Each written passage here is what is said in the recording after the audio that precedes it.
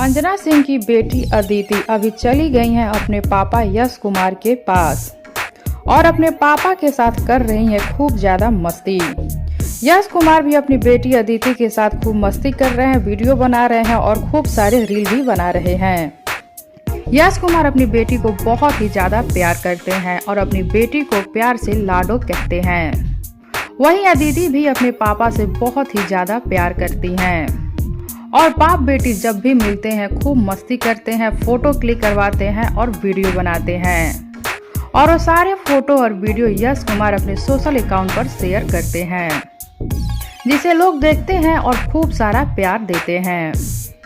दोनों बाप बेटी एक साथ बहुत ही ज्यादा खुश रहते हैं। देखिए बाप बेटी की मस्ती। और वीडियो पसंद आया हो तो वीडियो को लाइक कर लीजिए, चैनल को सब्सक्राइब कर लीजिए, उस वीडियो को ज्यादा से ज्यादा शेयर भी कीजिए।